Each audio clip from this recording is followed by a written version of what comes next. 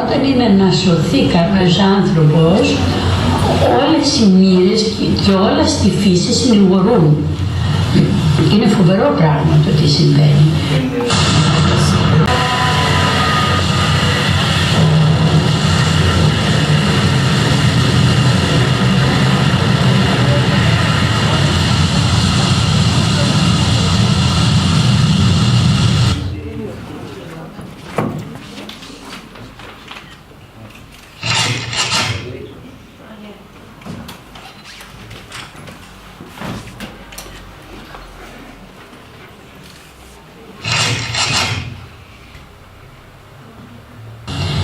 Πήγαινε στο σταθμό Λαρίσης, περνώντας από το σπίτι μας.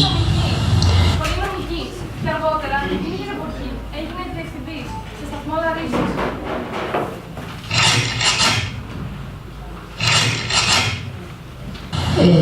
Πολύ στενούς φίλους είχαν τον Σταύρο και τη Βασιλική Οικονομάκου, που τότε ζούσαν στη Σορβόνη 29 στο ΜΕΤΣ. Καθώς αυτοί δεν είχαν παιδιά όμως και ήταν σαν αδέρφια με τους δικούς μου, έλεγε η Οικονομάκου στον πατέρα μου όταν ήταν έγκυος η μάνα μου. Όταν θέλουμε να συγγενεύσουμε τους χριστιανούς, κουμπαριάζουμε. Με σένα, Σάμι, τι μπορεί να γίνει? Αν το παιδί είναι αγόρι, δεν μπορεί να γίνει τίποτα. Αν είναι κορίτσι, την ώρα που θα του βγάζουμε το όνομα, θα στο δώσω να το κρατάς. Και έτσι έγιναν για μένα νονός και νονά. Ο πιο γλυκός νονός και νονά του κόσμου.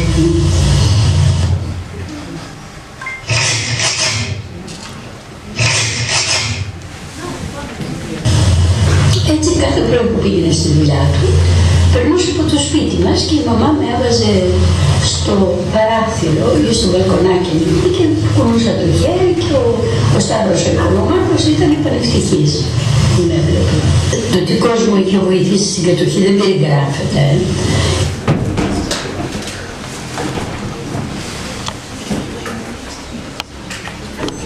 Γιατί καθώς ήταν υπεύθυνος του Λεωνίου και έρχονταν προμήθειες για τους Γερμανούς, πάντα ξέκλεβε κάτι, με κίνδυνο της ζωής του. Όμως ο Θεός τον φύλαγε.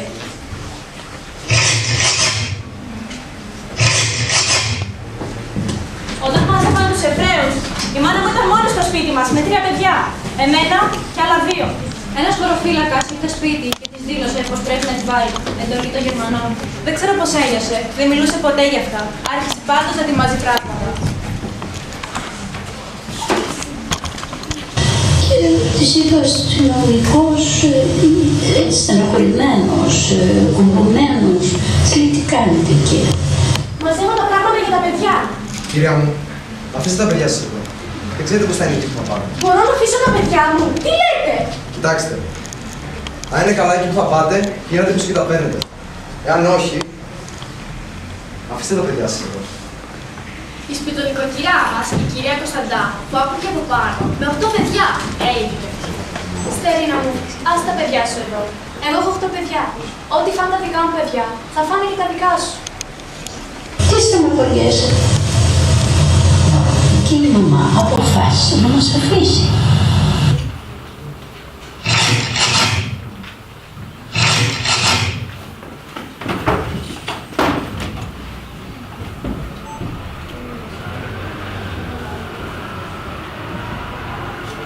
Για όποιον συλληφθεί να κρύβει Εβραίο, η ποινή θα είναι θάνατος.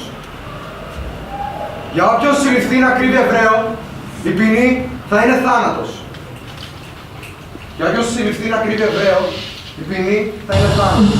Ο πατέρας μου αυτό γνώρισε εγώ για πατέρα και τη Βασιλική Οικονομάκου για μάμα μου. Δεν ήξερε εγώ αν έχω άλλη μάνα. Αυτή ήταν η μάνα μου και αυτός ήταν ο πατέρας μου. Που με αναγνώριζε με το μην λες γλυκιά Μαριό, μην λες γλυκιά Μαριό.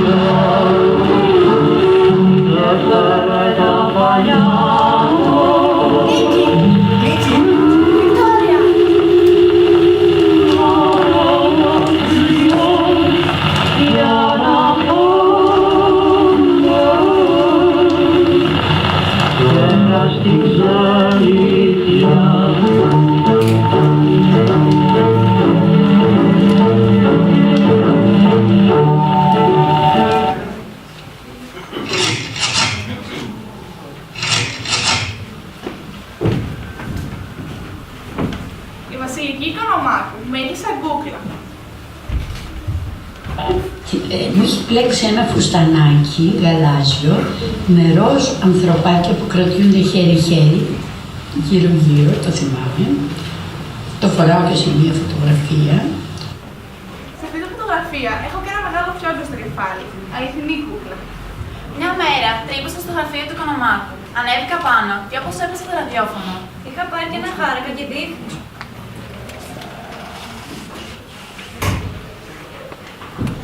Και χόρευα στις μύτες των ποδιών μου και... Είχαν μαζευτεί από την τζαμαρία και με χάζευαν.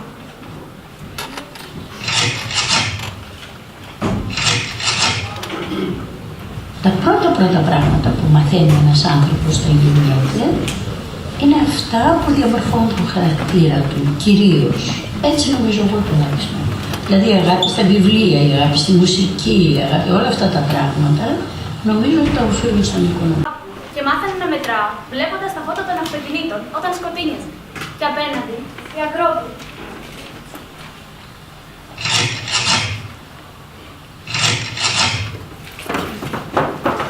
Κάποια στιγμή λοιπόν γυρίζει από τα στρατόπεδα η μητέρα μου μόνη. Ξαφνικά είδα στην πόρτα μια γυναίκα άγνωστη για μένα. Με ανοιχτά τα χέρια, παιδάκι μου, Εγώ είμαι η μαμά σου. Όλα τραβιώνω πίσω. Παιδάκι μου, εγώ είμαι η μαμά σου. Του λέω, τι λέει αυτή η τρελή τώρα, η μαμά μου είναι εδώ. Δεν είναι η μαμά μου, ποια είναι αυτή. Αυτό το πράγμα είναι σαν να το ζω τώρα. Μια τρομακτική σκηνή. Τρομακτική, πραγματικά. Τρομακτική για μένα, τρομακτική για τη μαμά μου, τρομακτική για τους Οικονομάκους, γιατί αν είναι δυνατόν να αποχωριστείς ένα πλασματάκι που το έζησες, το αγάπησες και είχες και την ελπίδα, κακιά ελπίδα, αλλά ελπίδα ότι θα το κρατήσεις.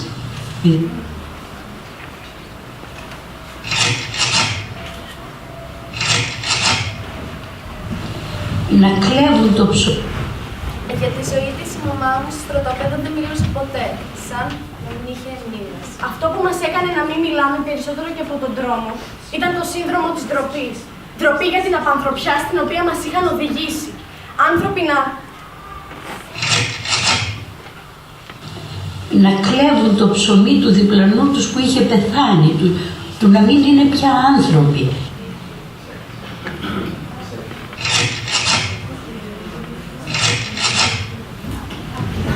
Με τη μάνα μου φύγαμε αργότερα για τη Θεσσαλονίκη.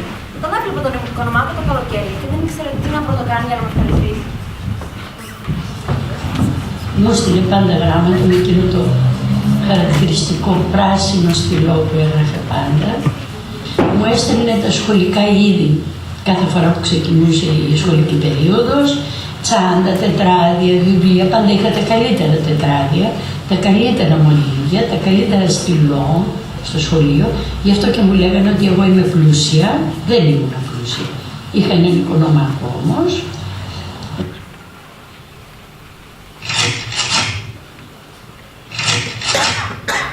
Το 1951 στήκαμε τη μητέρα μου να πάμε να δούμε την αδερφή μου που είχε σωθεί στο Ισραήλ.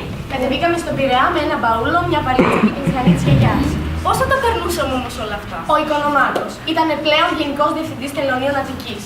Αν και είχε φαρμακοθεί γιατί νόμιζε ότι δεν θα ήμασταν πια εκεί, ήρθε αμέσως να μας βοηθήσει.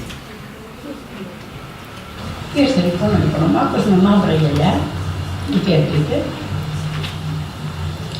και μου έφερε και μια φωτογραφική μηχανή τώρα και να με έχει αγκαλιά. Και να κλαίει. Για χρόνια μετά. Για χρόνια μετά. Πού πήγαμε. Όταν έφευγε από το σπίτι να πάει στη δουλειά του το πρωί, είχα μια φωτογραφία, αυτήν τη φωτογραφία που είχα από μωρό. Την είχε κάνει ρητούς, ξέρω εγώ τότε, ακόμη με χρώμα οι φωτογράφοι κάνανε. Και πήγαινε και έλεγε «Καλή σου μέρα Νικούλα μου». Και έτσι έφευγε για το γραφείο, γιατί εγώ κάθε πρωί τον χαιρετούσα και του έλεγα «Στο καλό και Παναγιά μαζί σου». Και περίμενα να του πω, αλλά δεν του έλεγα.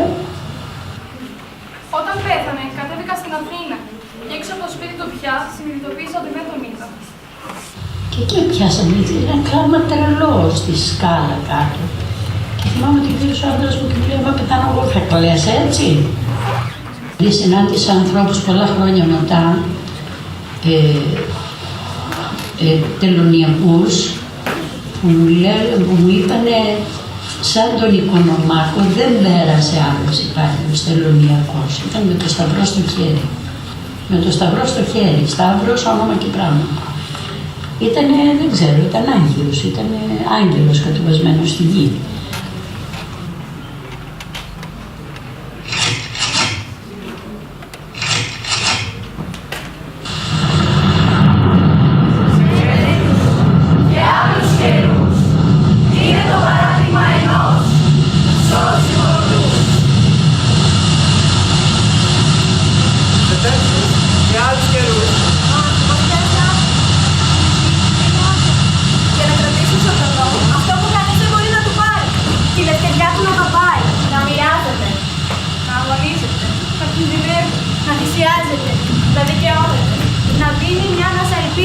Σε όλους μας.